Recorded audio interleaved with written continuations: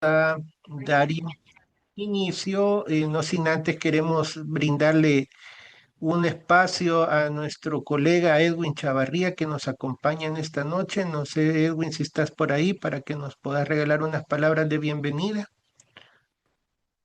Por supuesto, gracias Guillermo. Saludos a todos.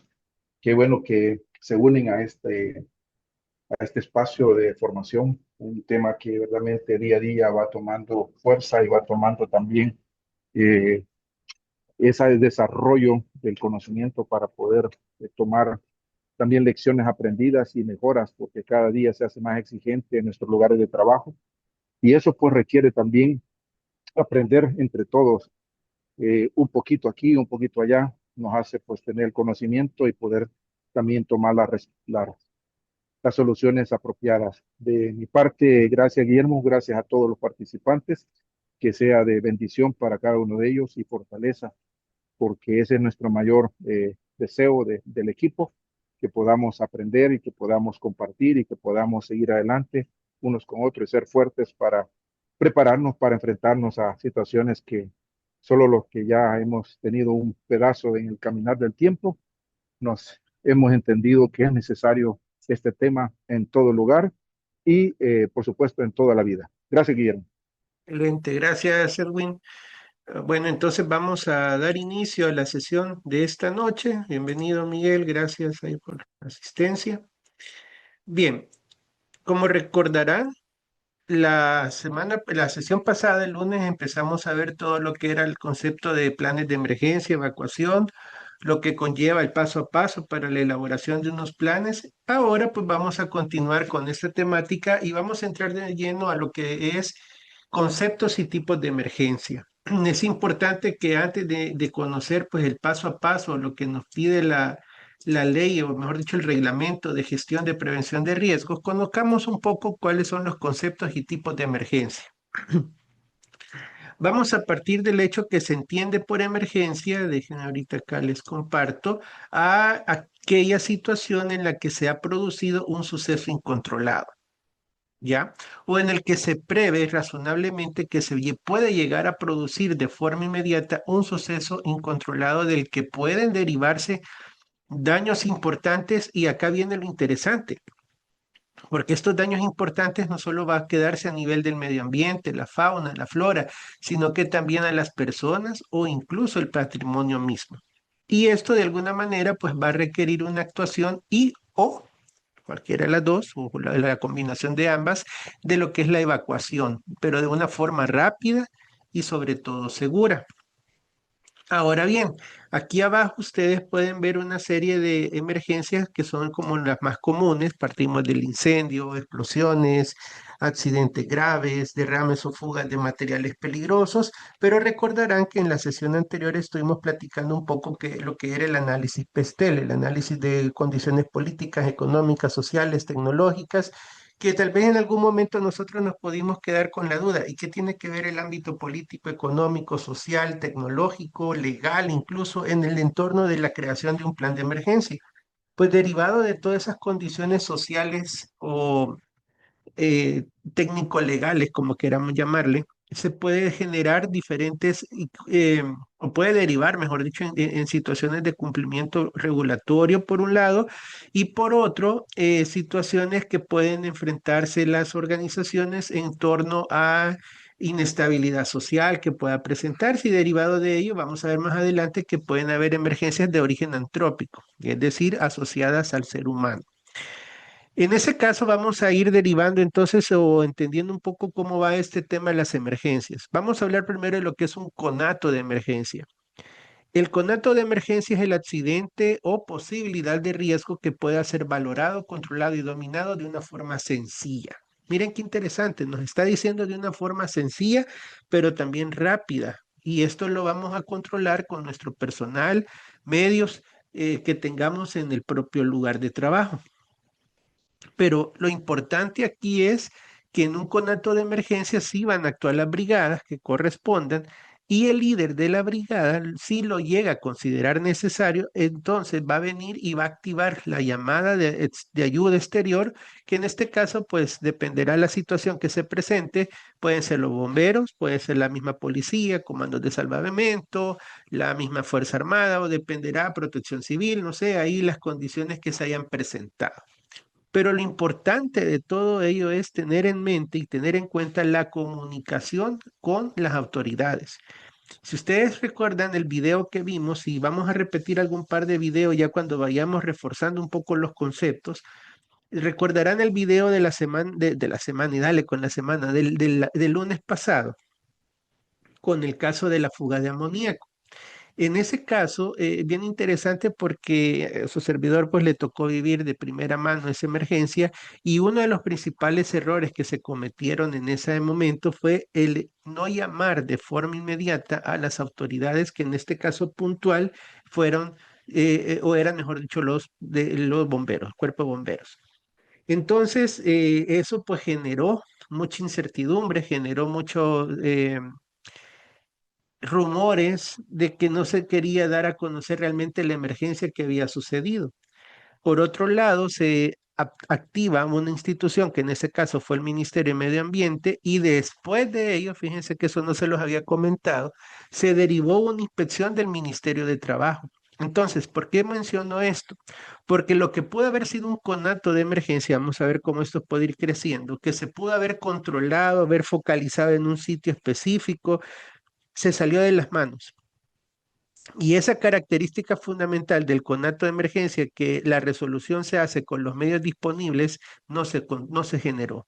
Por lo tanto, pues pasó de ser un conato a lo que era una emergencia, en este caso parcial o local.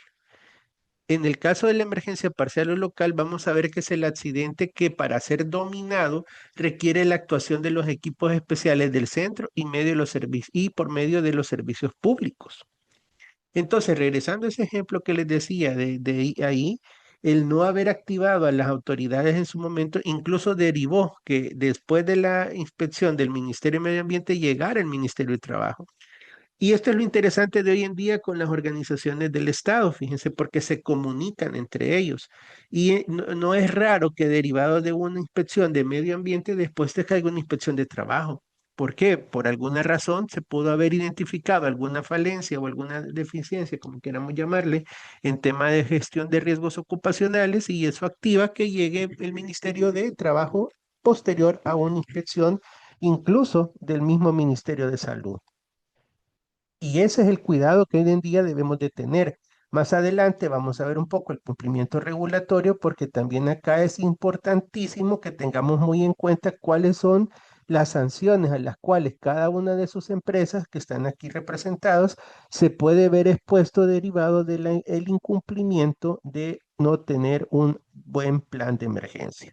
Y eso que solo vamos a platicar y a tocar la parte hoy por hoy que el reglamento de gestión de prevención de riesgo en los lugares de trabajo establece.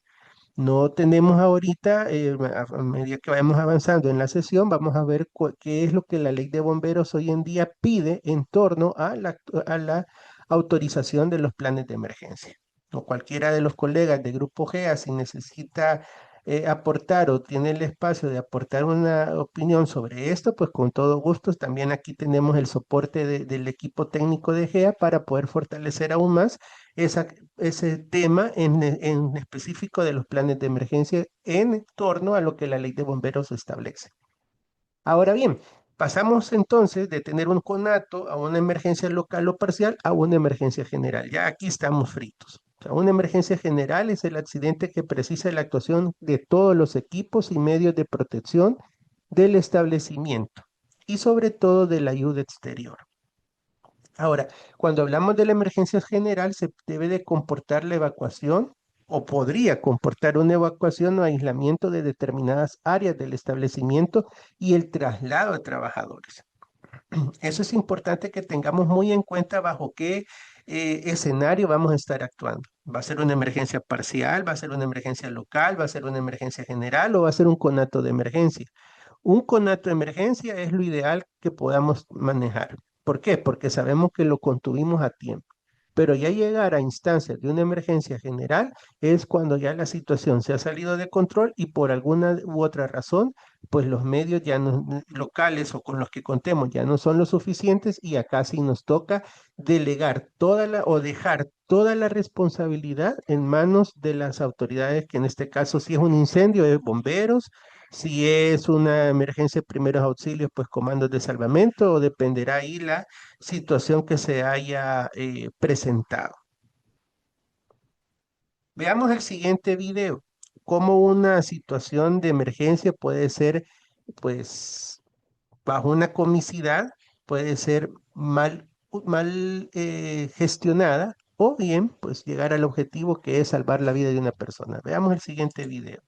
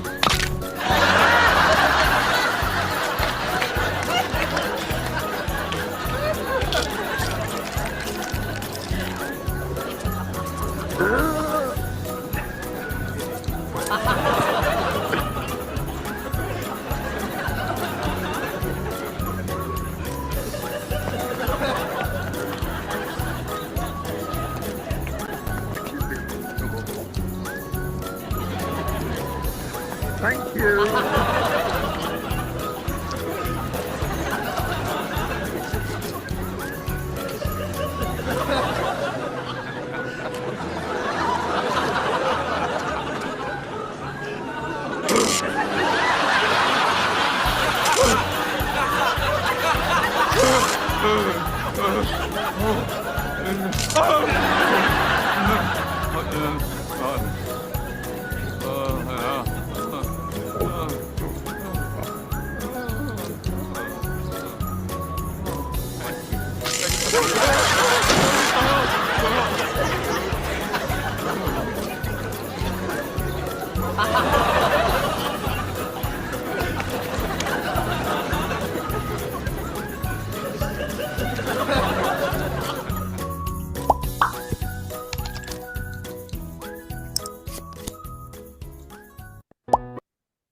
Ok, como pudimos ver en el video anterior, pues nos enseña de diferentes formas cómo atender una situación de emergencia que empieza como algo pues no digamos tan sencillo, pero tal vez hasta cierto punto manejable. Y a medida de que uno entienda cómo actuar ante una situación de emergencia, entonces se nos puede hacer mucho más fácil el poder atender una eventualidad como esas. O, pues todo lo contrario, complicamos el escenario y en lugar de salvar una vida, podemos complicar la estabilidad de la persona.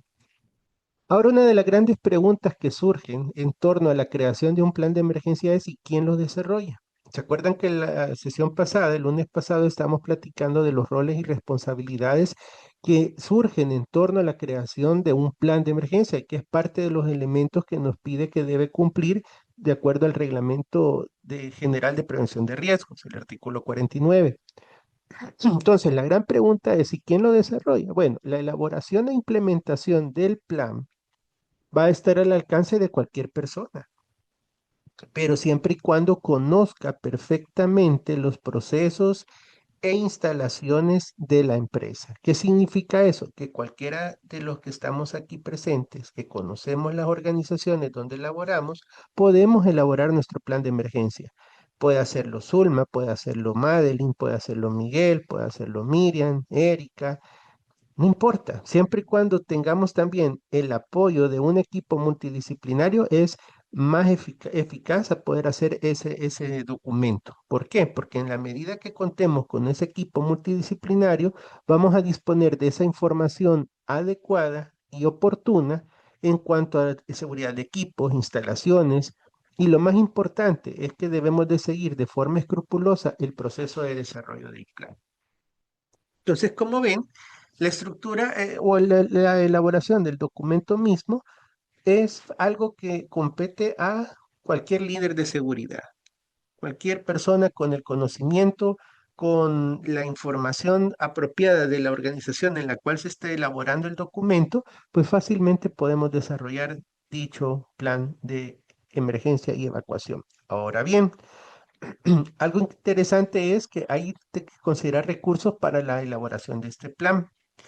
Y así como forma orientativa, se estima que el tiempo a dedicar para la elaboración del plan de emergencia es 1 hora por trabajador para el diseño. Miren, esto es importante que lo tomemos muy en cuenta. Vamos a tener que hacer la relación de 1 hora por trabajador para diseñar un plan y 3 horas por trabajador para la implementación.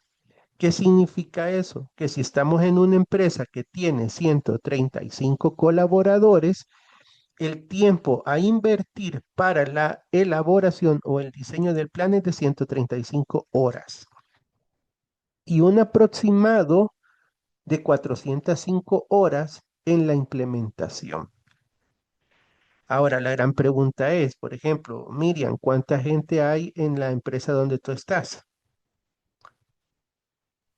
Aproximadamente, actualmente aproximadamente somos, sí, como 120, 130, Ok, pero sí.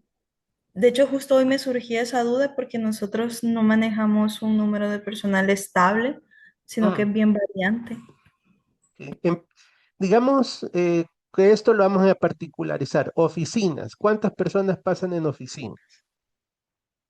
Aproximadamente unas 25, 30. Ok, digamos que son 25 personas y si estamos diciendo que vamos a invertir 1 hora por trabajador para el diseño, son 25 horas dedicado a la elaboración del plan de Hash Power. Ahora, si ya nos queremos ir a a la implementación, o sea, ya la capacitación y todo el desarrollo de la implementación como tal serían 75 horas.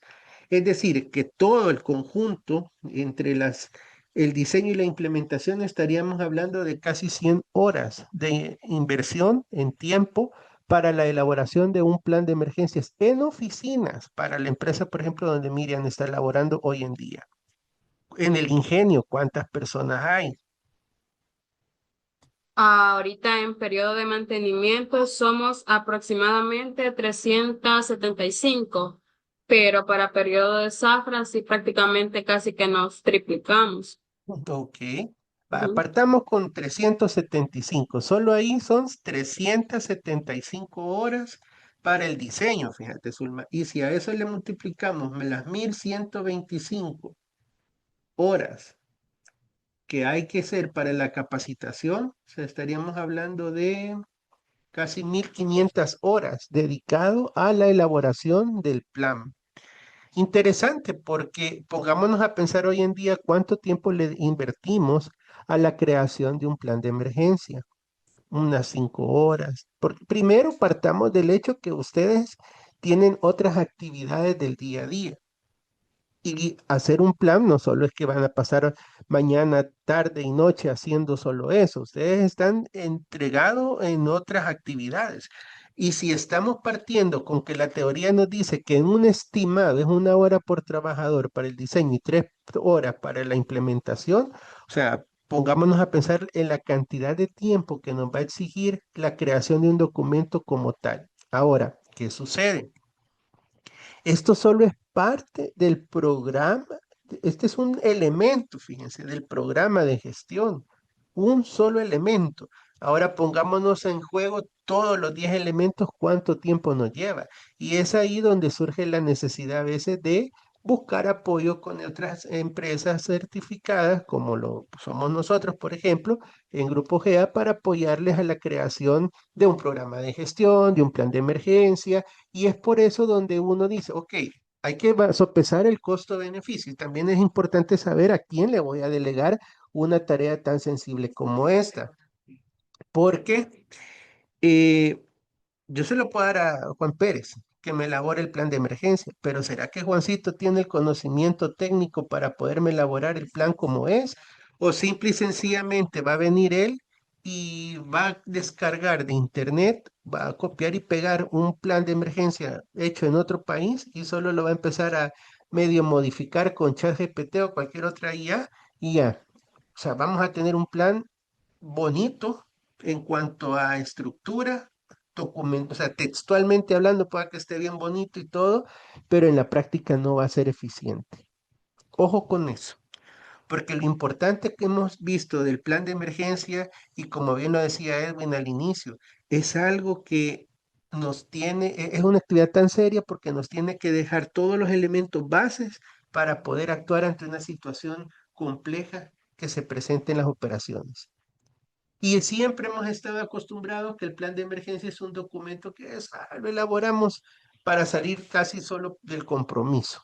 En la mayoría de las ocasiones así es como al menos a mí me ha tocado auditar a veces documentos de este tipo y lastimosamente son documentos que se quedan bajo ese enfoque nada más eh, de texto, o sea, no lo llevan a la práctica. Y esto tiene que ser un documento vivo, no es un documento muerto. Entonces, dicho esto, pues quedamos con que tenemos esta cantidad de tiempo para que tomen ustedes reflexión, compartan la información a sus compañeros del Comité de Seguridad, porque aquí, pues al final también ellos son partícipes en la creación de los planes y tomen muy en cuenta la cantidad de horas que deberían de estar invirtiendo hoy en día cada uno de ustedes en sus áreas de trabajo para la creación de un documento tan importante como lo es el plan. Y ahora bien, ¿cuáles son los objetivos de un plan de emergencia? Bueno, primero, asegurar la utilización rápida y ordenada de las salidas previstas. Miren qué interesante, porque me está diciendo que las personas de la empresa, los colaboradores en general, tienen que estar haciendo uso rápido y ordenado de las salidas previstas. Dos, el otro objetivo es coordinar las actividades a realizar desde que se llega a detectar una emergencia hasta que ésta queda dormida. Otro punto importante, recuerden que platicábamos la sesión anterior de los roles y responsabilidades antes, durante y después. Entonces aquí es importante conocer qué actividades vamos a realizar durante el proceso de emergencia hasta que ésta quede dormida o controlada. Tercer objetivo, definir la forma en que debe actuar una persona cuando detecta un incendio u otra situación de riesgo extremo. Ya vimos el video ahí del Mr. Bean, que actúa de diferentes formas, entre jocoso y cosas absurdas, pero él trata de ir siguiendo empíricamente una serie de pasos que le van a permitir atender la emergencia que se ha presentado. Ya vamos a ver por ahí otro video donde también nos enseña de que una mala o buena capacitación puede hacer la diferencia entre una situación de riesgo extremo. Cuarto objetivo, definir el máximo responsable en una situación de emergencia y prever sus sustitutos en caso de ausencia. Hablamos la semana, y dale con la semana, hablamos en la sesión anterior, por ejemplo, Freddy nos decía que es nuevo, él tiene un año en la empresa, no importa, pero si tú estás como líder de brigadas o coordinador de emergencia ante una situación de ese tipo, no cuenta que tengas un año, 3 meses, 6 meses o 20 años, no, es la figura de la autoridad en cuanto a la gestión ante la atención de la emergencia la que impera en un organigrama común, digámoslo de esa forma, pero en el caso, como estamos atendiendo la emergencia, esto entra en vigor. Es decir, que ese coordinador de emergencia, ese líder de brigada juega un papel importante y ese va a ser el máximo responsable. Ahora bien, hablábamos que en un plan de emergencia bien detallado, por lo general el máximo responsable en una situación de emergencia siempre tiene que ser un jefe de turno, un gerente de turno o un supervisor de turno y no seamos nosotros el área de seguridad ocupacional que se da la tentación de que yo voy a ser el coordinador, ¿va? Guillermo, que es el coordinador de seguridad, él va a ser el coordinador de emergencia. Zulma o Madeline, que son las coordinadoras o son la cabeza o el líder del área de seguridad, ustedes, no, no, no, no, no. Ustedes tienen que ser el soporte o el apoyo. ¿Por qué? Porque ustedes no están 724. Imagínense, ahorita no sé, están en sus casas, están en la oficina, desconozco, pero ahorita la mayoría me atrevería a decir que no está en su oficina. ¿Y qué pasa si ahorita hubiese una emergencia? Quien va a atender la emergencia es el supervisor, el jefe de turno. Entonces, ahí es donde nosotros tenemos que ser bien claros, y lo digo por experiencia, o sea, a mí me tocaba vivir una situación en que a las 3 de la mañana me llamaban para decirme que había ocurrido un accidente cuando tal vez en ese momento había un jefe de turno que era la máxima autoridad y quien tenía que tomar las decisiones de si se iba a llamar a la ambulancia o no. ¿Por qué tiene que ser uno el de seguridad ocupacional o el de gestión de riesgos quien tiene que echarse encima toda esa responsabilidad? Eso es quitarle o dejar de empoderar a los demás. Ojo con eso, mis estimados y estimadas, porque muchas veces el cargo de gestor de seguridad, gestor ambiental, coordinador, analistas, como sea que nos llamen, da la pauta que quieran que nosotros lideremos siempre ese tipo de situaciones. Y está bien, no digo que no sea malo, o sea, no es nada malo, es válido, pero en la medida de lo posible tratemos de que sean los responsables de la operación quienes nos apoyen en este tipo de situaciones, sobre todo cuando hay una emergencia. Bien, luego el quinto objetivo es definir la estructura jerárquica. Ya habíamos hablado de eso, es conocer quién va a ser la máxima autoridad y quiénes le van a apoyar. Dentro de esos equipos de apoyo, tiene que sí o sí estar el comité de seguridad, sí o sí tiene que estar el equipo de mantenimiento, tiene que estar la clínica empresarial cuando se tiene ese recurso porque son las áreas esenciales para actuar ante una situación de emergencia, siempre y cuando dependerá el tipo de evento que ocurra o que esté en las instalaciones de la organización. Hay que también, dentro de los objetivos, establecer varios tipos de emergencia. O sea, vamos a tener una serie de procedimientos que más adelante los vamos a ir mencionando, cómo podemos conocer, por ejemplo, si voy a estar expuesto a un riesgo de incendio, a un tema de personas lesionadas, que creo que eso es más que obvio, porque en toda la empresa, pues, cuando hay algunas personas trabajando, pues puede estar sujetas a un tipo de accidente, eso no hay duda. Si manejamos materiales peligrosos, ¿qué tipo de materiales peligrosos tenemos? Acordémonos que hasta la misma Ley General de Prevención de Riesgos nos obliga, no recuerdo exactamente el artículo, pero sí nos obliga a tener un inventario de sustancias químicas. Y ese inventario de sustancias químicas es clave para conocer la peligrosidad que éstas tienen en el entorno laboral. Entonces, esto pues también es parte del plan de emergencia, establecer varios tipos. Y también si este es un conato, una emergencia parcial o local o general. Eso no hay que perderlo de vista. Los lugares de concentración no solo, mire, no solo es definir el plan de emergencia, perdón, el punto de reunión. El punto de reunión sí o sí tenemos que definirlo.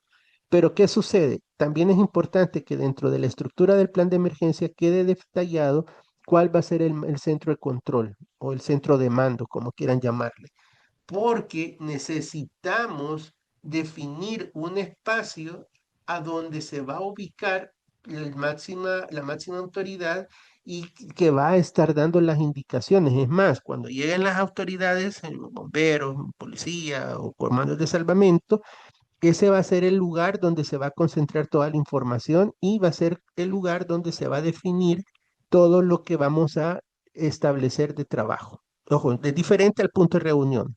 El punto de reunión es donde las personas acuden para ser contadas y verificar que todos hayan evacuado de forma ordenada y rápida.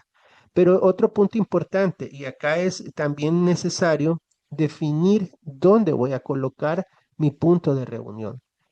Ahí me da risa porque muchas veces en los centros comerciales o en algunos lugares donde hay así de negocios, los puntos de reunión por lo general los ponen en los parqueos. Entonces, ¿qué pasa? Cuando es un momento donde se llene de automóviles, el punto de reunión queda bloqueado. Otro que yo sé que los espacios son tan chiquitos y que ni modo, toca ponerlo en la parte de afuera de la casa, que es la oficina.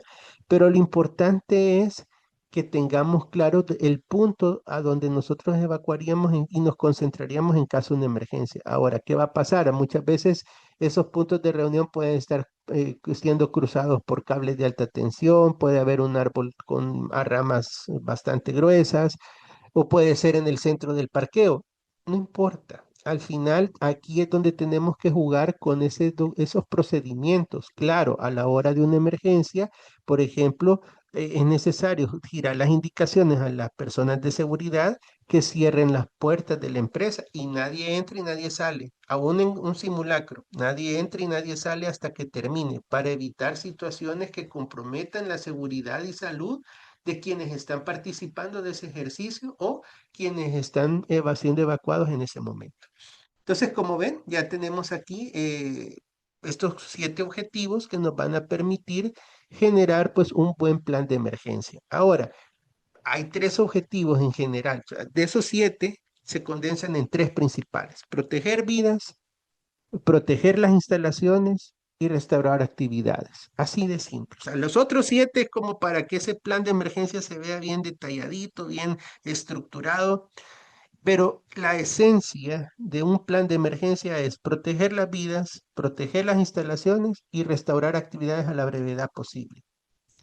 Y también tomemos en cuenta que estos planes siempre están por escrito, tienen que ser muy precisos y sobre todo específicos en cada uno de los pasos y las personas que deben y están capacitadas para activar y operar el plan de emergencia. Todo eso tiene que estar detallado. Tiene que estar bien detallado y bien explicado en ese documento. Ahora vamos a ver un poco de lo que son las brigadas de emergencia. Y la gran pregunta, ¿qué es un brigadista? Ah, interesante, ¿va? ¿Qué es un brigadista?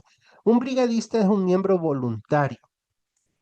Esto es importante que lo tomemos muy en cuenta, que es alguien que se presta a servir de forma voluntaria y que está debidamente seleccionado. Ah, ojo con eso, debidamente seleccionado. Pero ¿cómo es que si es voluntario y voy a ser alguien debidamente seleccionado? Se han de preguntar ustedes. Pues mire, al final tampoco es coartarle la intención a las personas que quieran formar parte de la brigada. Yo me he topado con situaciones en que la persona quiere ser brigadista de primeros auxilios y tiene una hernia lumbar, problemas lumbares. Entonces, ¿qué pasa? Aquí lo que hay que hacer es, ok, formar parte de la brigada, solo que eso sí, nos va a decir claramente cuál es su condición de salud, pero resulta que esta persona nos puede apoyar, pues, liderando en algún momento la situación de emergencia, alejando a los curiosos, teniendo a la mano el control de inventario de los botiquines de primeros auxilios, y estamos dándole el chance de que sea alguien que aporte, ¿ya? Tienen que estar debidamente capacitados. Pregunta, ¿cuándo fue la última sesión de capacitación de sus brigadas? Hagamos ahorita un momento de reflexión y pensemos cuándo fue la última vez que capacité a mi brigada de primeros auxilios, de incendio, de evacuación. Pueda que lo hayan hecho este año, porque entiendo que todos los años las empresas invierten cierta cantidad de horas en capacitar a su gente. Ahora, tiene que estar acreditado. ¿En qué sentido? Pues haber aprobado un examen, obviamente, pues no solo es ir a recibir la charla y decir, ya soy especialista en primeros auxilios, ya soy especialista en combate de incendios. No, tenemos que por lo menos ser acreditados por un especialista. Y lo otro muy importante es que con la implementación adecuada se integre una brigada y se sepa movilizar a la zona afectada por un evento adverso. Hay que realizar las tareas requeridas para ese fin. O sea, estos brigadistas tienen la obligación de generar procesos de evacuación, de primeros auxilios, de búsqueda, localización y rescate de personas. Todo eso son los trabajos importantes que deben de considerarse a la hora de elegir a los brigadistas y cómo estas personas nos van a aportar toda la esencia de lo que es esta gran responsabilidad.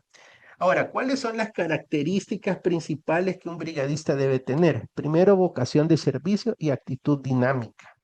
Eso es clave. Todo brigadista tiene que ser alguien que tenga una vocación de servir a los demás y ser chispa. Yo me he topado con brigadistas con que de repente están, bueno, vamos a ver el video más adelante que vimos el lunes. Ven ustedes una persona con la camisa de brigada y no está actuando. ¿Se acuerdan? Se ve que empieza a buscar a otros y lo que menos hace es atender al compañero que está tirado en el suelo. Pueda que me digan, quizás él es brigadista de de incendio, de materiales peligrosos, más no de primeros auxilios. Sí, pueda que sea esa la respuesta, pero por eso es importante también considerar dentro de las brigadas la formación integral. Y eso es algo que nosotros como Grupo GEA lo vemos como una necesidad hoy en día, y no solo como Grupo GEA, lo vemos como algo en en la realidad nacional.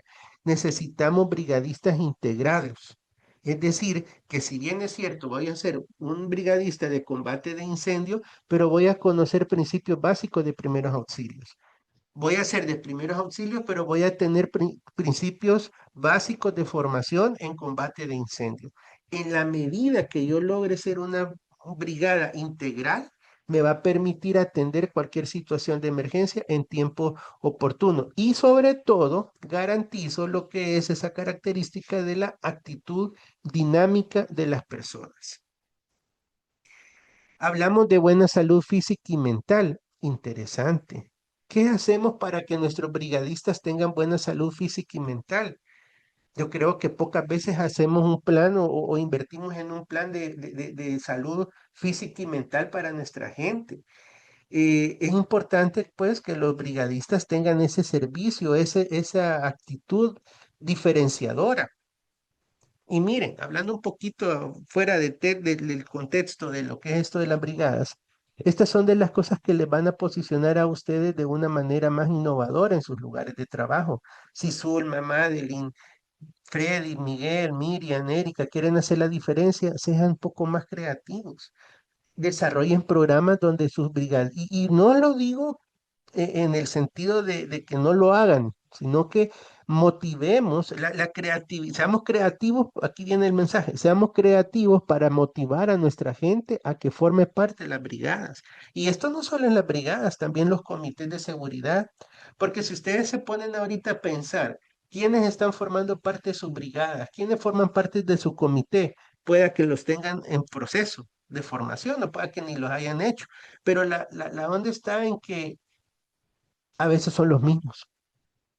Las mismas tres personas, los mismos 5, 6, 7, 8 son los que año con año se están renovando como brigadistas, como miembros del comité. ¿Pero por qué? Porque no hemos innovado, porque no hemos hecho la diferencia. Y temas como la buena salud física y mental pueden ser el diferenciador para que la gente se motive a formar parte de las brigadas. Miren qué bonito fuera que, vaya, por ejemplo, conocimos hace un par de días allá en la Central Izalco, una gran cancha bien bonita que tienen.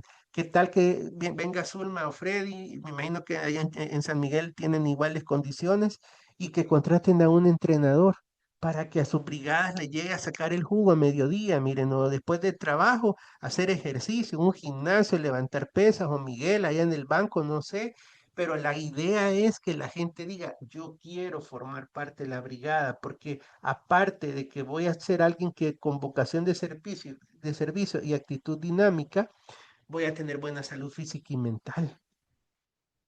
La disposición de colaborar. Esa es otra característica fundamental de un buen brigadista. Tiene que estar dispuesto a colaborar en todo momento, porque también es importante tener un don de mando y liderazgo. Aquí me voy a detener un poquito, porque muchas veces todos nosotros decimos ser líderes. Todos nosotros decimos ser líderes, pero no es lo mismo decirlo a ya demostrar serlo. En el caso de un buen brigadista, debe tener ese don de mando y liderazgo efectivo. O sea, saber dar instrucciones, saber dar indicaciones a su gente para evitar que se compliquen las situaciones de emergencia que se estén viviendo. Luego, el conocimiento de la materia. No puedo ser ignorante en materia de primeros auxilios, incendios o materiales peligrosos, que son los más básicos. Debo de tener un conocimiento, tal vez, no voy a decir a nivel de formación académica superior, tampoco, pero sí un conocimiento necesario en la materia de al menos un proceso de unas, ¿qué? 48 horas de formación, diría yo, quizás es lo mínimo necesario con el cual pudiéramos decir que vamos a tener un buen dominio hasta cierto punto de lo que es esta materia de primeros auxilios. La toma de decisiones y resolución de problemas. Esta es otra fase importante. El brigadista tiene que poder tomar las mejores decisiones. Tiene que aprender a resolucionar o a solucionar los problemas que se presenten. O sea, tiene que ser alguien ágil en tomar esa decisión. Por eso es importante desarrollar esa capacidad de liderazgo. La responsabilidad, iniciativa y cordialidad es base para un buen brigadista, ser responsable, tener la iniciativa de querer hacer la diferencia, de querer buscar la mejora, ser cordial, porque en situaciones difíciles la cordialidad es clave. Como parte del proceso de formación de este taller, en la última sesión del próximo lunes, les voy a compartir lo que son los principios bioéticos que debe tener un brigadista. Porque acordémonos que desde el momento en que trabajamos con seres humanos, la bioética es clave. Y muchas veces la bioética únicamente la asociamos a temas de salud, a temas donde vamos a ver intervenciones quirúrgicas o cosas así. No, la bioética aplica aún en temas de situaciones de emergencia como estas. Y voy a compartirles un poquito de lo que es los principios bioéticos que todo brigadista debe tener, y eso lo vamos a ver en la sesión del próximo lunes. Luego tenemos la motivación, esa motivación para salvaguardar la vida e integridad de las personas. Tenemos que estar motivados porque al final tenemos que saber que hay que salvaguardar la vida de una persona y esa es la esencia. Y no solo la vida, hablábamos también de la infraestructura y de lo que era el reinicio de las actividades a la brevedad posible. Luego pasamos a lo que son las brigadas. Existen varias clases de brigadas. Estas van a ser brigadas múltiples en las que los miembros tienen conocimiento y capacitaciones generales, y hablamos también de brigadas especiales. En el caso de las brigadas especiales son las que se organizan por grupos para cada disciplina o tipo de riesgo. Pero eso les decía, el brigada múltiple es como brigadas integradas, ¿verdad? En la que todos tienen conocimiento y una capacitación general. Entonces, ante cualquier situación que se pueda presentar, todos pueden actuar. La brigada especial, claro, ya son conocimientos puntuales en ciertas ramas, incendio, evacuación, primeros auxilios, en fin. Las brigadas especiales, vamos a ver acá, una de ellas que es de incendio y explosiones, son las que deben controlar las posibles situaciones de incendios o minimizarlas hasta que llegue ayuda exterior. Además, ojo, deben de revisar el estado del equipo contra incendios de la institución y programar prácticas para el uso e inspección de cada equipo según las normas. Esa es una de ellas. Las brigadas especiales para prevención de incendios y explosiones. ¿Cuántos de nosotros hemos participado en esas capacitaciones de uso de mangueras? Que por cierto ahora ya es un poco más restrictiva la forma de cómo vamos a tener esas formaciones, porque ahora nos pide que sea alguien certificado por el Cuerpo de Bomberos quien nos dé la capacitación de primeros, de uso de mangueras y de extintores incluso. Entonces, en ese caso, pues ojo, ¿verdad? Tenemos que contactar o contar con el servicio de personas que estén debidamente acreditadas por la autoridad competente. Brigadas especiales y de evacuación. Va. En este caso, las brigadas especiales de evacuación tenemos acá que son las que van a controlar que el plan de evacuación se lleve a cabo según lo establecido y que participen en el desalojo y evacuación del personal y particulares de forma ambulatoria. Esta es una de las más críticas y más complejas, sobre todo porque trabaja con la evacuación de las instalaciones y muchas veces nos enfrentamos a que las personas a la hora de evacuar no quieren cumplir con las indicaciones. ¿A cuánto nos ha tocado querer ir a sacar a una mesa gerencial en un proceso de un simulacro y la excusa que nos dan es que están en reunión, están en videoconferencia, con el director general, qué sé yo, y no importa, o sea, la emergencia no va a ser la distinción de que, estos son directores, estos son trabajadores, no, agarra parejo. Entonces, ojo, ahí tendríamos que cuidar esa situación de que las evacuaciones en general deben actuar todos, sin distinción alguna. No sé si tienen alguna inquietud, comentario. Recuerden que pueden intervenir en el momento que lo deseen.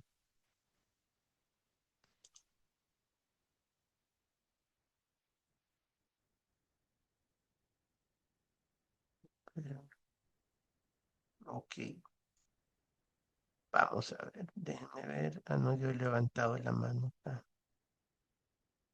No sé por qué. Ok, bueno, ya la vamos a bajar. Luego tenemos brigadas especiales. Brigadas especiales de primeros auxilios son las que deben dar los cuidados básicos de acuerdo con su nivel de capacitación. Estos deben ser capacitadas y entrenadas por personas u organizaciones autorizadas y conocedoras de los riesgos y toxicidad de los elementos. O sea, al momento de dar una capacitación de primeros auxilios, si bien es cierto, son temáticas generales, sí tienen que estar relacionados de forma directa con el entorno laboral. Vamos a capacitar a la gente de acuerdo a los riesgos y situaciones que se les puedan presentar en su realidad del día a día. Si trabajamos en altura, pues tenemos que considerar una situación de ese tipo. Si trabajamos con materiales peligrosos, qué tipo de materiales peligrosos se pueden presentar para que la capacitación sea lo más completa posible. Y otra cosa importante es estar atentos al mejor estado posible y la adecuada dotación de los botiquines de primeros auxilios y otros elementos de esta especialidad.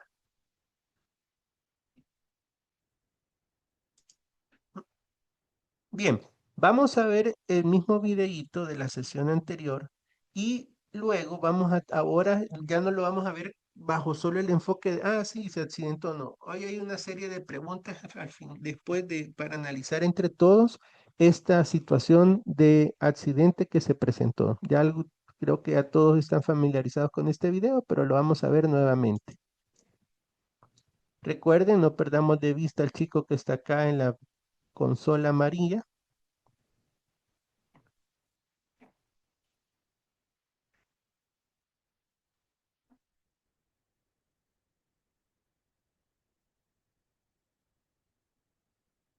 Observen también al que está de camisa como amarilla, con un color diferente. Ese es el que les digo que es brigadista.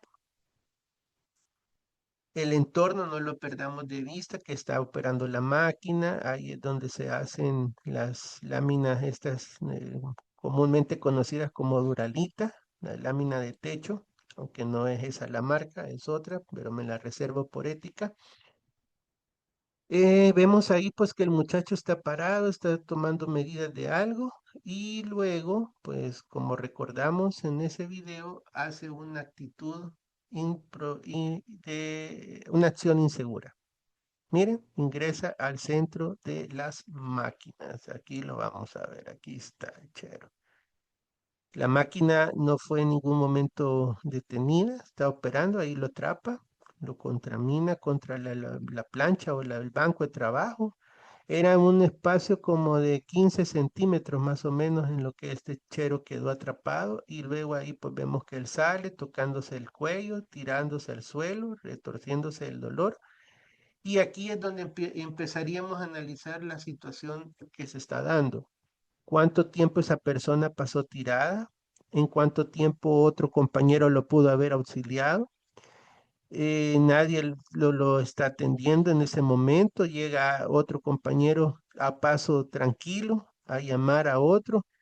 Ahí podemos decir, él sabe que no tiene el conocimiento, entonces mejor él no se atreve a tocar a la persona. Y él sabe que este otro que está de camisa amarilla es brigadista y por ende, pues, ¿a quién voy a llamar? ¿Va? Al que tiene la camisa de brigadista. Pero vemos la actitud que él se va. La máquina en ningún momento fue suspendida en su operación, miren, continúa trabajando. El montacargas está operando también y nadie se queda viendo al muchacho. Lo dejan tirado.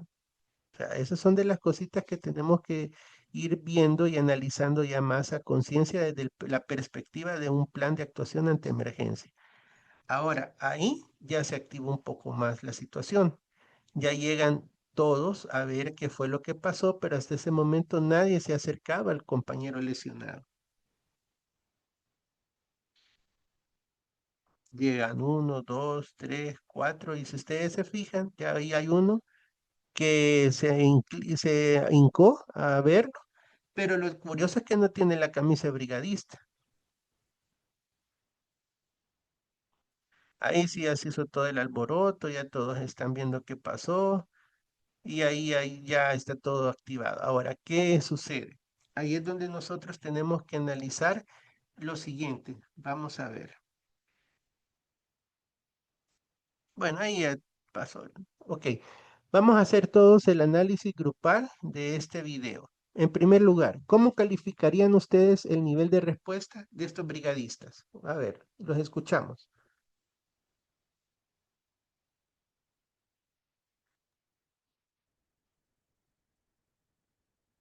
Vamos a ver, aquí hay alguien que puso en el chat. Lento, dice Miguel, muy bien. Un nivel lento de respuesta. ¿Qué más? ¿Algo más?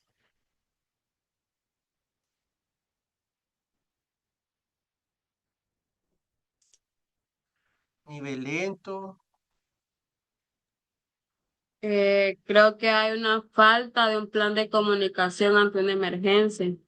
Ok, muy bien. Falta de comunicación, excelente. Vamos a ver qué más han puesto por acá en el chat. No alejaron a los curiosos para despejar la zona. Excelente, gracias, Miguel. Ese es otro punto importante que hay que tomar en cuenta, que no despejaron la zona de los curiosos. Y eso pudo haber complicado aún más la actividad o la parte de acción de las brigadas. ¿Qué oportunidades de mejora identifican ustedes? Bueno, un poco ya lo que comentaban, ¿verdad? De que alejar curiosos, no hay protocolo de respuesta, no se da a conocer a todos los empleados. Muy bien, la poca comunicación de estos procedimientos es clave en este caso, el haber comunicado bien qué hacer en ese caso de emergencia. Gracias, Madeline. Muy bien. Tercero, considera que los compañeros de trabajo actuaron de la manera más adecuada. Pues creo que no, ¿verdad? No se ve a simple vista que no hay una actuación adecuada, señalizar zonas inseguras o de tránsito. Muy bien, Miguel. Gracias. ¿Qué hubiera hecho usted como líder del área? Bueno, eso lo dejo ahí para que reflexione cada uno de ustedes. ¿Qué hubiera hecho de diferente? ¿Y consideran ustedes si fue culpa del trabajador haberse accidentado? Muchas veces no se nota un liderazgo claro, menciona por acá Miriam, muy bien. Fíjense que muchas veces le tendemos a echar la culpa a la persona. Por ejemplo, le dejan en la palabra, porque sí, te metiste ahí. Va.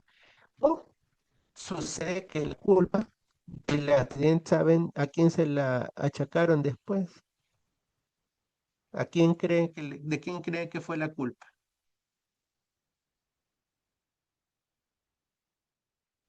De Guillermo Herrera fue la culpa, fíjense, porque él no estaba ese día que ocurrió el accidente y fue culpa de él. Los muchachos se metieron en medio de las máquinas y que fuera atrapado por ellas. Así sucede, o sea, la culpa se la echan o se la asocian a la persona que es líder de seguridad ocupacional, cuando no es así.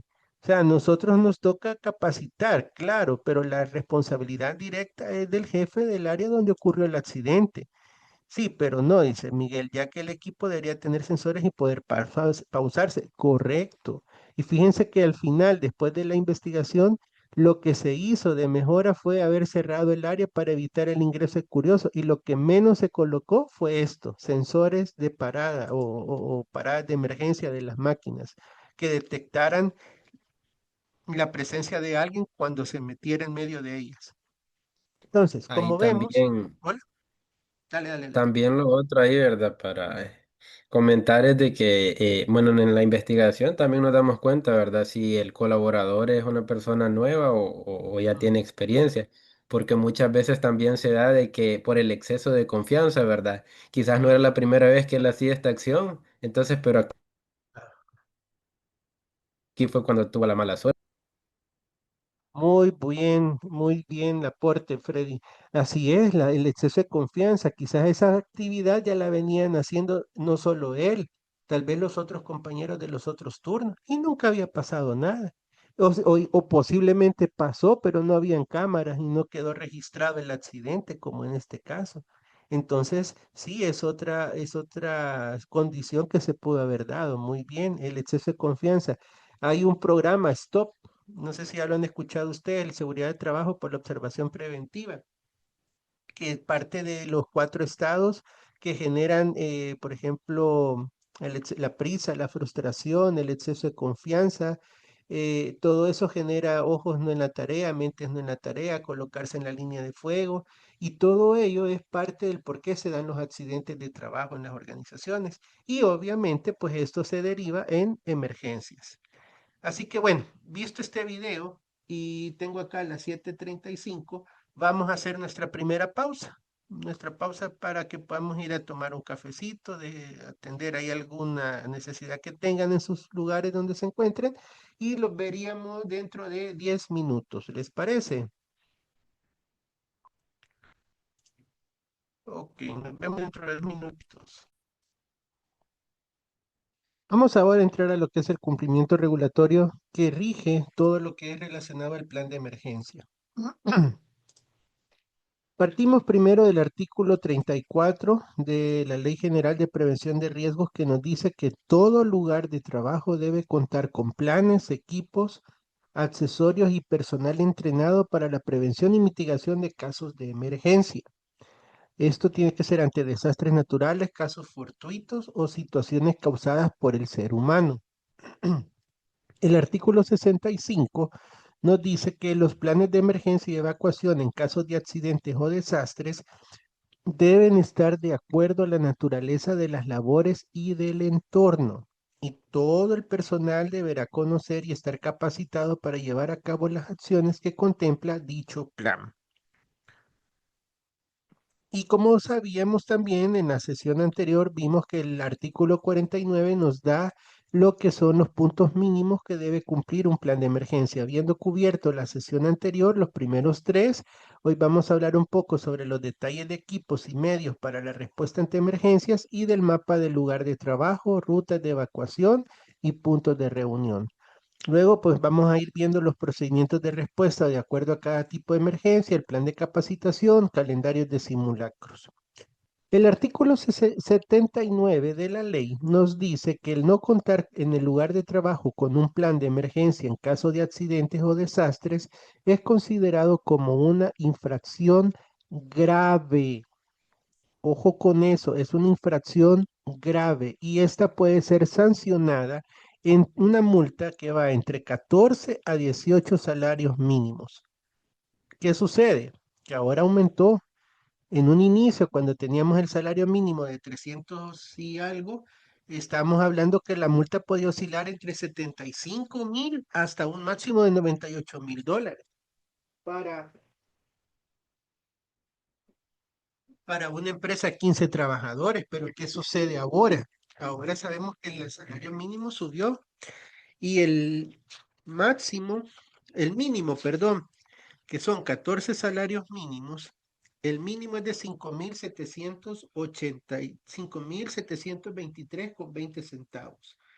Entonces, $5.723,20, porque esto lo vamos a multiplicar por 480, si no me equivoco. Entonces, si bien dice que en la oficina son, ¿cuántos? No, 50 personas, por ejemplo, 25, perdón, el mínimo sería 143.080. ¿Qué pasa en el ingenio? En el ingenio, 5.723,20 por 300 personas, que es el estimado, solo ahí es $1.716.960, los cuales sería la multa mínima, por no tener un plan de emergencia. Ahora bien, la máxima, en este caso, subió a 7.358,40. Y claro está que acá para colocar la multa va a ser una serie de criterios que van a seguir los técnicos del ministerio para poder imponerla. Entre esos, la capacidad económica del infractor. Ahora bien, la cosa es que de los 5.723 no nos salvamos porque es el mínimo. Y eso multiplíquenlo por la cantidad de colaboradores que tengan, por mínimo que sea. Vaya, por ejemplo, habíamos hecho el ejemplo del ingenio, 5.723 por 300 personas. O sea, el mínimo que te pueden colocar es $1.700.000 de multa por no tener un plan de emergencia. No digamos, pues, si ya, que claro, al iniciar no va a haber como con una capacidad económica baja, lo va a haber como una máxima y posiblemente se vean con los 18 salarios mínimos que menciona acá. En fin, dicho eso, pues lo importante acá que nos deja el mensaje es cumplamos, tengamos ese documento, tengamos ese plan de emergencia actualizado para poder garantizar de esta manera el evitar una sanción como ese, que pudiera ser en ese caso el no tener el plan de emergencia en nuestras instalaciones. Luego pasamos a lo que son los mapas de riesgo.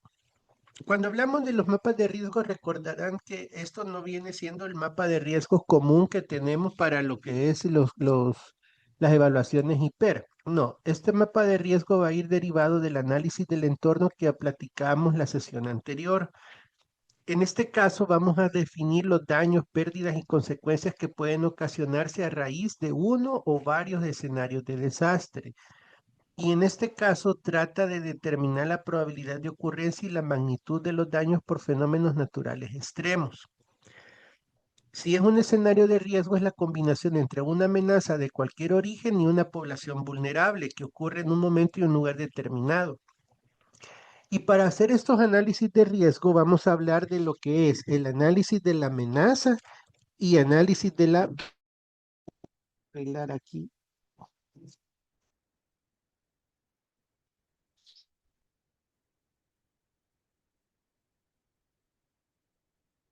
Ok, ahí está. Entonces les decía que estamos ante el análisis de amenaza y análisis de la vulnerabilidad. Y en este caso vamos a ver a continuación cómo viene siendo cada uno de estos elementos. Si hablamos del análisis de amenaza, implica que acabamos a identificar estudios y evaluación de amenazas para determinar la potencialidad, origen, características y el comportamiento de las medidas de acción.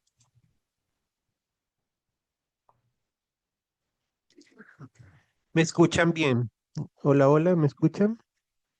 Sí. Ah, ok, Sí, sí, perfecto. se escucha. Estoy con un micrófono acá medio complicado. Bueno, entonces les decía, el análisis de la amenaza viene siendo eso, implica la identificación, los estudios, evaluación de las amenazas para determinar su potencialidad, el origen de dónde me puede generar la amenaza, las características, el comportamiento y la posibilidad de que esto se transforme en un evento destructor. Ese es el análisis de la amenaza. Y por otro lado, el análisis también va a comprender una serie de criterios mínimos. La zona de origen, que es el elemento desencadenante del proceso, la zona afectada, que es el área susceptible de sufrir los efectos, y la causa o causas. Cuando hablamos de causa o causas, ¿cuáles son esas acciones que van a provocar el problema? Y por último, las consecuencias, ¿qué efectos resultan del problema? Luego viene el análisis de la vulnerabilidad. Con el análisis de la vulnerabilidad, en este caso vamos a abarcar diferentes dimensiones que se vinculan a las características de una comunidad expuesta a una determinada amenaza. En este caso, si bien existen múltiples dimensiones, vamos a hablar de temas sociales, físicos, económicos, socioambientales, institucionales, culturales, políticos, todo esto se vinculan entre sí. La vulnerabilidad física es conocer la densidad de población en donde nosotros vamos a operar, la localización, el sitio, el diseño, los materiales usados en la construcción. Todo eso nos va a permitir referirnos a la localización de los asentamientos humanos en zonas de peligro y a las deficiencias de la estructura física que puede absorber los efectos de las amenazas. La vulnerabilidad social se va a vincular a las condiciones de vida generales de una comunidad e incluye aspectos relacionados a todos los niveles de educación, acceso a la salud, equidad social y seguridad.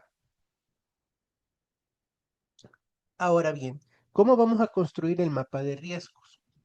El mapa de riesgos se construye primero a través de la caracterización de la amenaza, es decir, definir la zona de responsabilidad. Esto en primera instancia se define la unidad de análisis que será objeto de estudio dada la afectación de una o más amenazas. Eso es lo primero. En ese caso puede ser la colonia, el barrio, la finca, el distrito, el municipio o dónde está localizada la planta o las oficinas o la instalación o la universidad, es decir, la ubicación geográfica. Luego vamos a identificar el origen de la amenaza, es decir, vamos a reconocer qué elementos detonantes de amenaza tenemos y los agentes causales, así como detectar el origen y tipo de amenaza principal que se va a evaluar. Conocer dónde está ubicada las instalaciones de nuestra organización y cuáles serían las principales amenazas que se pueden originar en torno a la ubicación donde estamos. Y eso puede generar lo que es una amenaza de origen natural.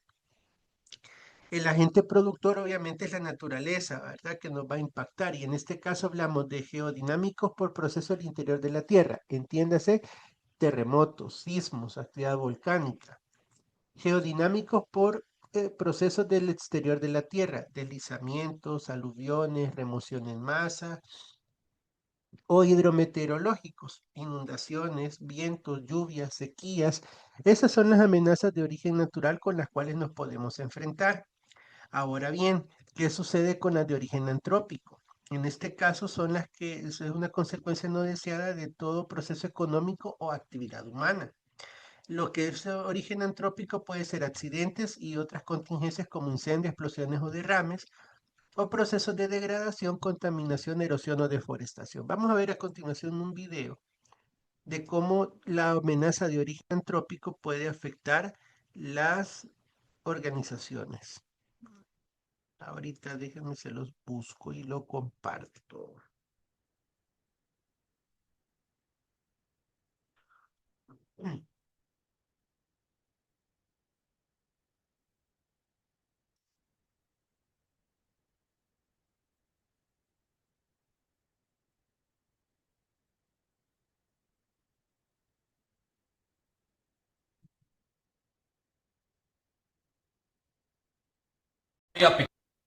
According to the charts, that's the best plan of action. Yeah, great. Don't worry about it. It's a small spill on a very large table. Sir, I think we are underestimating just how much coffee was spilled. Yeah, that's a lot of coffee. Well, we better hurry up because it's almost reached my laptop. Calm down, calm down. Boom. It's also going to destroy all the fish. Oh boy. Okay. Boom. Look at that. My God, it's encroaching on my map of Louisiana. Okay. Okay. Oh no, fish. Laptop. Map. Okay. I'm sorry. Laptop. Wait. I've got a brilliant idea.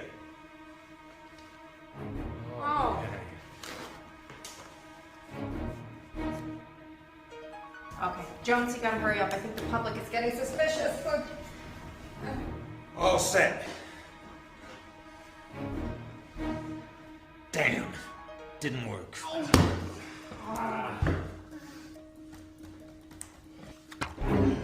Oh my God, we are really screwed now. Look, garbage will fall into the coffee cups, stopping further spillage. Now there's just coffee and garbage. Wait, I've got an idea.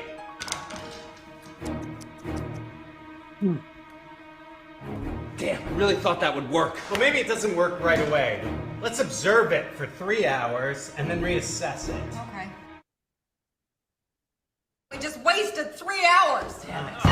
That's everything I've got. God. The gentleman from Halliburton are here? Send him in. Gentlemen, oh my God!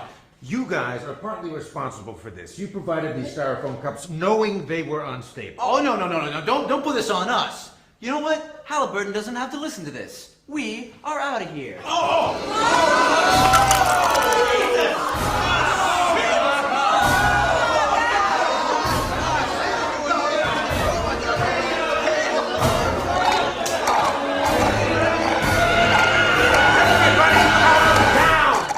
I've got Kevin Costner on the phone. He'll know what to do for sure. How big is the spill? Pretty major, Mr. Costner. Do you have a golf ball? I have a ping pong ball. Good, now throw it at the spill.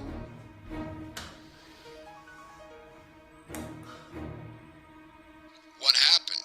Nothing. You guys are fucked.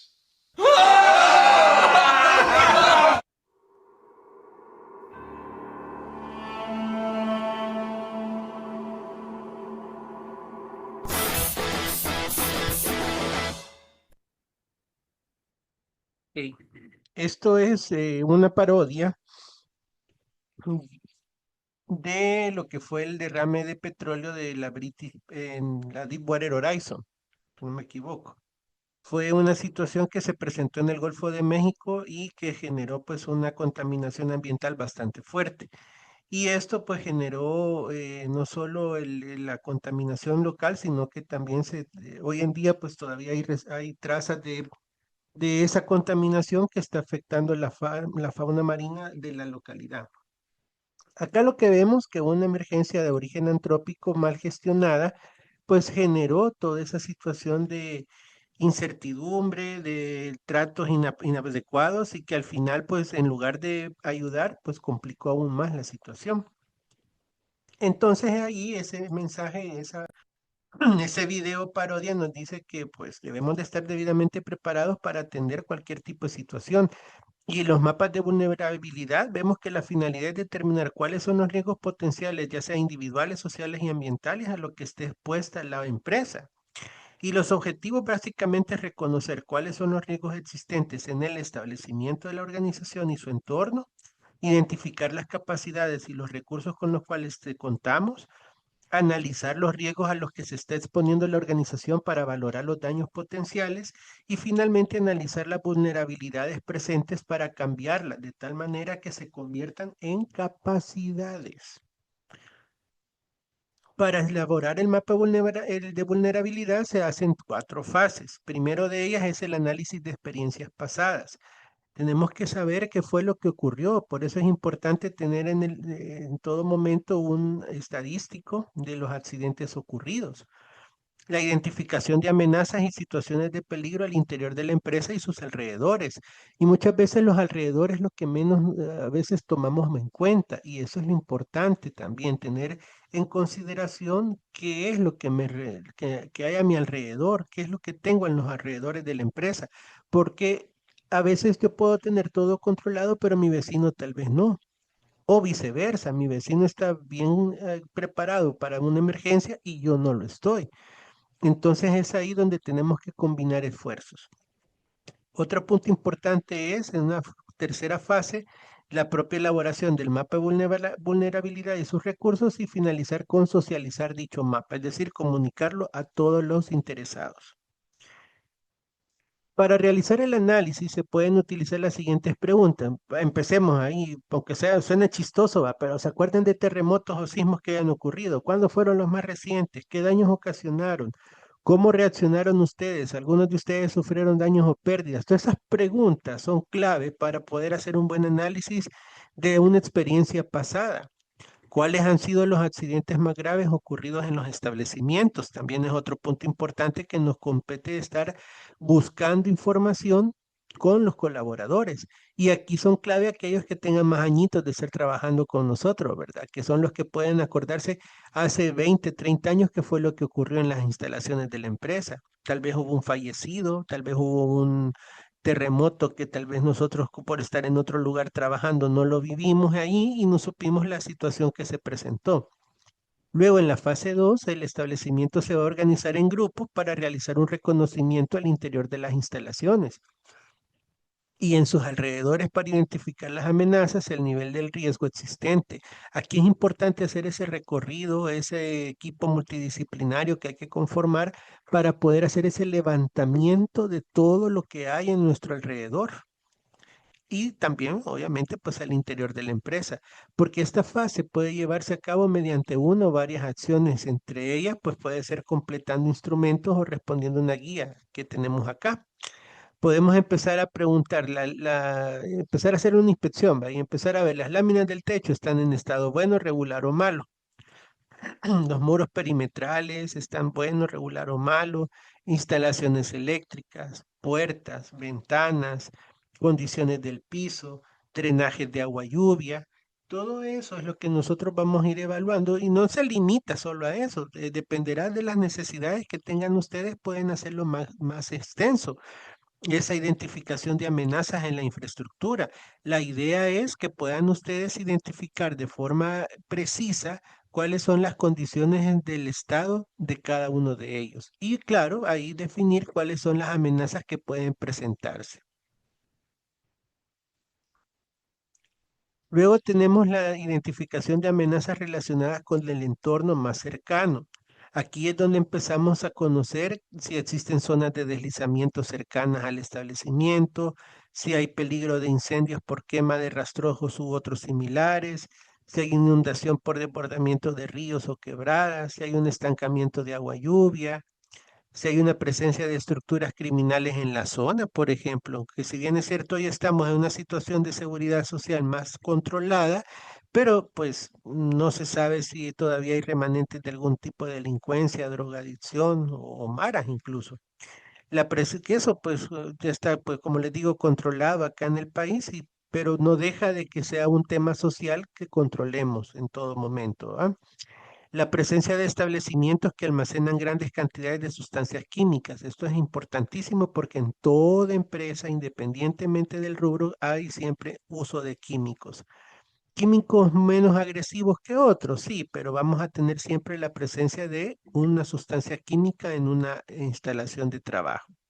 Y es importante tener controlado cualquier tipo de inventario de sustancias químicas porque no es lo mismo, por ejemplo, el WD-40, que es un aceite lubricante que ocupamos en nuestras casas, no es lo mismo tenerlo como para uso doméstico que ya en uso industrial, ¿verdad? Que ya cambia un poco la cosa. Mire, al final todo este tema de las emergencias y la vulnerabilidad, lo importante aquí es que estemos plenamente conscientes de lo que tenemos a nuestro alrededor, estar claros qué es lo que me circunda en mi empresa y qué es lo que tengo que controlar para evitar cualquier tipo de accidentes derivados de la operación de otras personas. Hoy en día, por ejemplo, es bien común ver gasolineras por todos lados. Por ejemplo, yo estaba viendo, bueno, me acuerdo cuando estudiaba en la universidad, que a los días de repente ya tenían una gasolinera frente ahí a la Politécnica. Entonces son situaciones que como institución de educación, en este caso, este ejemplo, debería de saber cuál es el impacto que tiene estar una gasolinera frente a sus instalaciones de operación.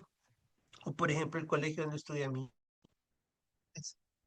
Tiene un taller a la izquierda y un taller a la derecha, donde el colegio está cabal al centro. Entonces, otras condiciones que deben de evaluarse para saber cuáles son los riesgos de estar operando bajo esas condiciones. O lo que les comentaba, ¿verdad? Que, por ejemplo, las empresas que se fueron a ubicar hace muchos años atrás a Soyapango, cuando era todo muy industrial, y que derivado de ello fue creándose diferentes estructuras residenciales. Hoy en día pues se convive tanto la parte industrial con la parte residencial y eso genera dificultades, ¿verdad? A la hora de estar interactuando con ambos mundos.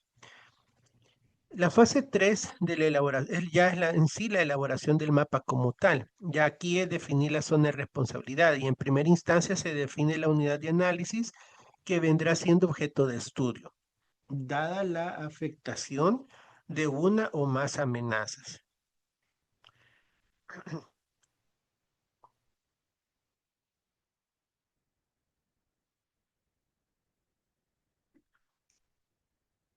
En este caso, la afectación de una o más amenazas puede involucrar un barrio, un distrito, una comuna, un municipio, varios municipios que comparten una problemática en común.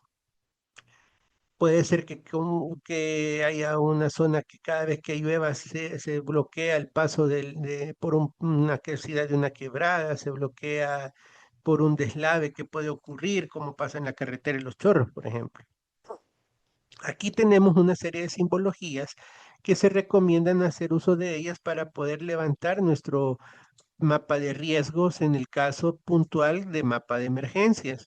Tenemos el tema del icono para inundaciones, remoción en masa, cuando por ejemplo erupciones volcánicas, ceniza volcánica, flujos piroclásticos, puede haber flujo de lava o lajar, el incendio forestal, incendio de interfase. Esto tal vez aquí no aplique, no, tal vez no aplica realmente acá la nevada. Tormentas, en el caso, pues, clima severo, sismos, sequía, erupción volcánica, cenizas, nuevamente se repite. Es decir, estos son ideas, ¿verdad? No es que, miren, la ley nos dice haga, pero no nos dice cómo. Entonces acá nosotros, esto lo que les estoy facilitando acá es una idea de cómo ustedes pueden montar su plan de emergencia con un mapita de vulnerabilidad, porque eso sería lo primero que deberían de construirse, un mapa de vulnerabilidad, conocer bajo qué entorno están operando y derivado de ello, pues sacar ya su mapa como tal. Entonces, esto lo que vendría siendo es como la manera gráfica que ustedes van a tener para dar esa comunicación visual de las condiciones que rodean la empresa u organización donde ustedes laboran hoy en día. Y acá tenemos ya la forma de cómo lo vamos a categorizar. Por ejemplo, la magnitud de una inundación, la fuerza con la que se manifiesta, la duración, puede ser horas, días, semanas, meses que va a durar ese evento, qué tanto se extiende, la cantidad de hectáreas, kilómetros cuadrados que se afectan, qué tan intenso puede ser, la severidad. Este es el mapa de vulnerabilidad que nos interesa tener. Vamos a tener, por ejemplo, la frecuencia, si se da cada cierto tiempo, por periodos cortos o largos, cuántas veces se ha producido, se ha manifestado en el tiempo que tiene la empresa estar operando en ese lugar. Esto viene siendo un anexo del plan de emergencia. Esto va a ser como la base que nos va a permitir conocer el entorno en el cual operamos, como vengo repitiendo ya en varias ocasiones, y es lo que nos va a servir para saber sobre qué vamos a construir esos instructivos o protocolos de actuación. Esto, si ustedes ven, está más orientado a temas ambientales, sin embargo, pues también lo podemos asociar a un tema de incendio, por ejemplo, pero ¿qué nos va a dar la pauta para saber si estoy expuesto o no a un riesgo de incendio? La carga de fuego. Espero que ya ustedes hayan evaluado sus instalaciones a través de un estudio de carga de fuego que nos va a permitir conocer la realidad operativa en cuanto a si estamos expuestos a un riesgo de incendio o no, ¿verdad? La otra sesión les voy a compartir unas técnicas, por ejemplo, se llama la técnica Meseri, que es el método simplificado de evaluación de riesgos de incendio, es muy buena. A mí en lo personal me gusta mucho esa metodología, la cual nos sirve para evaluar el grado de peligrosidad de incendio que puede haber en una instalación. Y eso, junto con un estudio de carga de fuego, viene a completar el hecho de saber si estamos expuestos o no o propensos o no a un incendio en las instalaciones.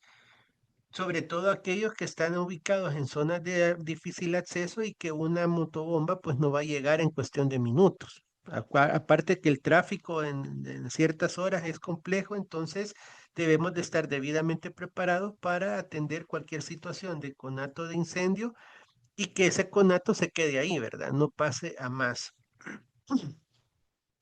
Bien, ahora vamos a construir en estos últimos 15 minutos, a seguir construyendo lo que es el plan de emergencias y acordémonos que vamos paso a paso construyendo el plan de cada quien. Entonces, vamos a ver, el paso 4 nos decía los detalles de equipos y medios para la respuesta ante emergencias. En situaciones de emergencia, cada segundo obviamente cuenta, ¿verdad? No podemos dar el lujo de entretenernos o de pensar mucho con el video que hemos estado analizando.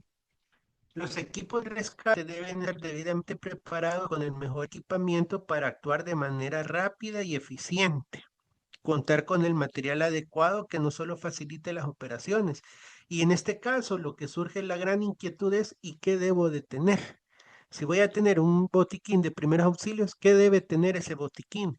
Si voy a tener extintores, ¿cuántos extintores voy a tener? Si tengo que contar con kit contra derrames, ¿cuántos voy a tener? Vaya, mire, realmente, al menos con con los extintores y las mangueras, sí les puedo decir que hay una técnica que nos va a decir cuántos extintores necesitamos, y ya lo platicamos en el estudio de carga de fuego. En el estudio de carga de fuego, de alguna manera, yo puedo decirles, vaya, mire, dependiendo la carga de fuego que usted tiene, así es la necesidad de tantos extintores clase A, B, C o BC o qué sé yo, ¿verdad? Pero esa por lo menos es una técnica que nosotros vamos a utilizar para definir cómo vamos a protegernos en cuanto a la cantidad de equipo contra incendio. Pero, ¿qué pasa eh, ¿cómo se llama? Con los botiquines? Esta es una propuesta. Esto es algo que investigué ahora y encontré por ahí que son las cantidades óptimas que se requiere que tengan y la descripción de los insumos que debe de haber en un botiquín de primeros auxilios. Hablamos de suero oral, 4 sobres, solución salina normal, 1 unidad, solución antiséptica, 1 unidad, tratamiento tópico para quemaduras, 1 tubo. Pero les soy honesto, esto es algo que encontré así en internet y que por lo general es la costumbre que se tiene en cuanto a uso de un botiquín de primeros auxilios. Un botiquín de primeros auxilios no tiene que haber nada de medicamentos, ojo, ¿verdad? Porque lo que vamos a buscar ahí es atención de prehospitalaria, que es de primeros auxilios, vendas, guantes, apósitos, hisopos, pero son cosas generales. Ahora bien, investigando aún más, encontré que en su momento el Ministerio de Trabajo publicó, desgraciadamente ya no lo encontré más en la página, incluso ven el logo del ministerio, era el de los gobiernos anteriores, pero encontré esto que decía el listado de botiquines de primeros auxilios para una pequeña empresa. Pero ¿qué es lo malo? Que no me dice la cantidad. Solo me dice tijeras, pero ¿cuántas? Obviamente puedo deducir que una, ¿va? Pero a veces no es bueno hacer deducciones, sino estar plenamente seguros. Pero bueno, vámonos a qué es una tijera, una lámpara, una lista de teléfonos de emergencia, claro, pero una lista pueden ser 3, 4, 5 ubicadas en diferentes áreas estratégicas de la empresa. Otros elementos, jabón yodado, sobres de sales de rehidratación oral, solución salina, alcohol antiséptico, pero no me dice cada uno de esos, no me dice cuál cantidad voy a tener de cada uno de ellos. Entonces ahí vemos la complejidad de esto, ¿verdad? Materiales, sobre de gasas estéril, torunda de gasas, esparadrapos, rollo, apósitos, compresas, pero ¿cuánto? No lo dice. Y acá lo único que hace es una separación para pequeña empresa y vemos aquí para mediana empresa. Para mediana empresa, lo que cambia es los materiales, le aumenta un poquitín más. Sobre de gasas estéril, gasas asépticas, baja lengua, torundas. Y para la gran empresa, pues pone lo que tenemos ahí. Entonces, en fin, lo que sucede, está bien la iniciativa de tener un listado de botiquín de primeros auxilios que nos regula el Ministerio de Trabajo. Pero repito, lo malo es que no me dice cuánto es la cantidad de cada una de las cosas que ahí solicita. Ese es el único detalle que les puedo comentar con respecto a esto. Por lo demás, les decía, en el caso de extintores o las mangueras contra incendio, pues a través de un estudio de carga de fuego podemos definir cuánto vamos a necesitar de cada uno de estos equipos. Y luego tenemos el paso número 5, que son las rutas de evacuación, que es el mapa del lugar de trabajo, rutas de evacuación y puntos de reunión, que idealmente pues sería tener algo como esto, debidamente identificado, señalizado, que nos permite ubicar de forma rápida lo que son las rutas de evacuación y las salidas. Vemos que el plano de evacuación forma parte del plan de emergencia y es una representación gráfica de un área en donde se plasman las salidas, puntos de encuentro y rutas de emergencia. ¿Y cuál es el propósito? Facilitar la ubicación. Esto es importante resaltar que los planos son un mecanismo que los establecimientos, independientemente de su razón social, van a usar para dar a conocer de manera visual las indicaciones y rutas con el fin de ayudar a evacuar. Y acá tenemos algunos símbolos. Realmente, pues esto es una costumbre que se aplica mucho en Europa para definir el símbolo de usted está aquí, ocupan esa figura como una gota. La línea contiene color azul y flechas indicadoras, son como para indicar las rutas de evacuación en algunos puntos, o sabemos bien que nuestro país lo regula de color verde con blanco. Ahora, esto es lo que vamos a postear en el mapa de ruta de evacuación. No es que esto lo van a ir a pegar. La señalización es esta. Este es un buen ejemplo de la señalización de ruta de evacuación. Ideal pues sería tener este tipo de rotulaciones, pero esto que ustedes están viendo acá, esto es lo que va a ir en el plan de evacuación, en el mapa, perdón. El mapa vamos a señalizar de esta manera lo que es mis rutas de evacuación en el mapa. Entonces, ya con esto solo quiero terminar con un videíto más que quiero compartir con ustedes con respecto a estos temas de emergencia y poder ya ir cerrando la sesión de esta noche.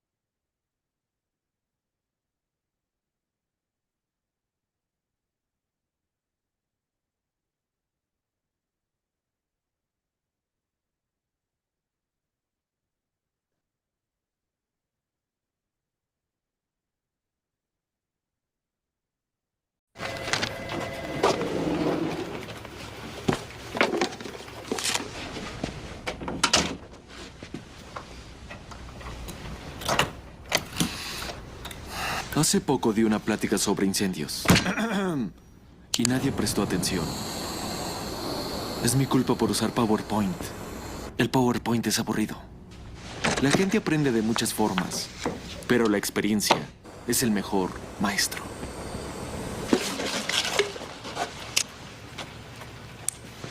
Hoy, fumar salvará muchas vidas.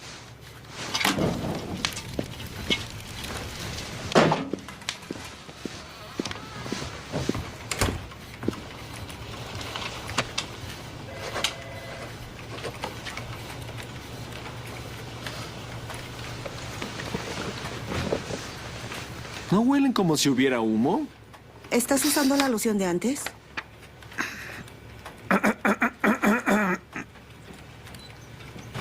¡Miren eso! ¡Miren eso! ¡Fuego! ¡Fuego!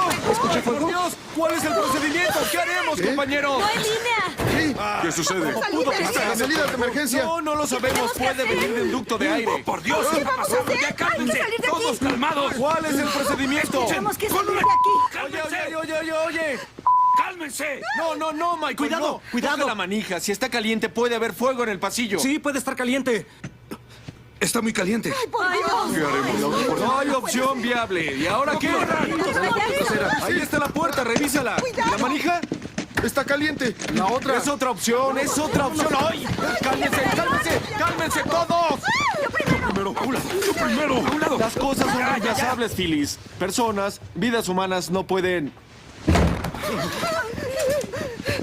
¡Ah, mi mano! ¡Está caliente! ¡Esta también está ardiendo! Estamos atrapados. Cada quien salve su vida. Ok. Tranquilos. ¿Has visto a una víctima de incendio? ¡Quítense! Ok, el procedimiento. Siguiente opción. ¿A dónde vamos, chicos? ¿Nos cubrimos la boca con algo? ¿Una qué? Correcto, un trapo húmedo. Recuerden los procedimientos. ¿Qué opción hay? Ok, eso está mal. Ya lo intentamos. Recuerden sus puntos de salida. Puntos de salida, amigos. ¿Qué sigue? Ya vuelvo, voy por ayuda. ¡Sálvame! ¡Pesas mucho! ¡Solo peso 40 kilos! ¡Salva, bandido! ¿Y el 911? ¿Llamaron al 911? ¡Tenemos que salir de aquí!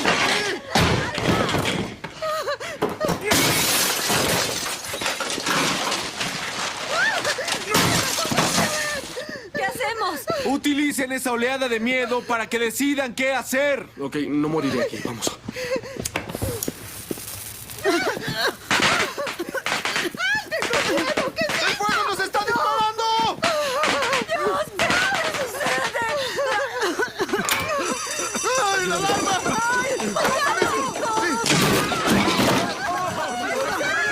¡Rápido!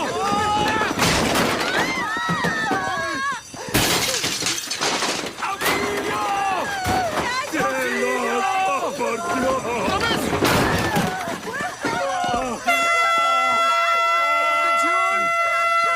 Empleados de Dunder Mifflin, esta fue una prueba para ver nuestra preparación para emergencias. No hay fuego, todo fue un simulacro. ¿Qué? El fuego no es real, es un mero ejercicio de entrenamiento. Ahora, ¿qué aprendimos? Ay, por favor, no es real, Stanley, que no te dé un infarto. No mueras. Stanley, no morirás. Stanley, Barack es presidente. Eres negro, Stanley, y le daré un boca a boca. No le des boca a boca. Se tragó la lengua. Michael. ¡Abre la boca! Michael. ¡No la tragues, no la tragues!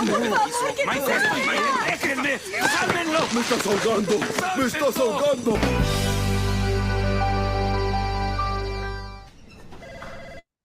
Ok.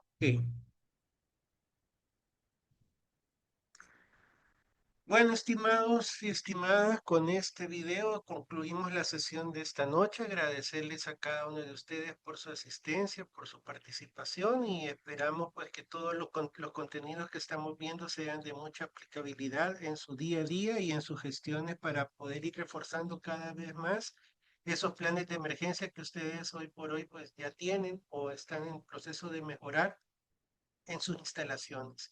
Dejo estos minutitos por si tienen alguna consulta o comentario. Si no, pues le cedo la palabra nuevamente a nuestro compañero Edwin para las palabras de cierre de la sesión de esta noche. Hola. No sé si hay alguna participación de alguno de los compañeros, Guillermo. No. Bueno, créame que a pesar de vivencias de años y de participar y de ser gestor de este gran aprendizaje, me ha recordado que cada parte de nuestra vida depende de una coordinación y de una precisión exacta de qué tan capaces estamos o capacitados podemos estar para responder ante cualquier emergencia. Siempre nos afecta algo, lo emocional o lo que puede ser también catastrófico. Por supuesto, ambas están muy ligados para poder dar esa emoción que nos puede hacer perder el momento de la tranquilidad o continuar con los procesos para poder ayudar a otros. Sin embargo, tenemos que ser muy claros con nosotros mismos de que ser parte de una brigada no es solamente ser un nombre, o alguien más y que me van a ver. Requiere una gran responsabilidad del cuidado que debe ser de salvar vidas de los que nos rodean. Gracias, Guillermo, por tu intervención. Ha sido muy provechosa. Te felicito. Y yo sé que cada uno de los participantes han llevado su mejor también porción para poder hacer análisis internamente en sus lugares de trabajo y poder fortalecer lo que, como lo dije al principio, es el día a día que aprendemos en cada parte de nuestro aprendizaje. Gracias, Guillermo. Gracias a todos. Que Dios les bendiga. Nos vemos próximamente y feliz noche de nuestra parte, GEA, para cada uno de ustedes. Bueno, pues gracias, Edwin, por tus palabras. Nuevamente, muchas gracias a cada uno de ustedes. Que pasen una feliz noche y, si Dios lo permite, nos estaríamos viendo el próximo viernes. Así que nuevamente un gusto y que tengan una linda noche. Buenas noches. Feliz noche.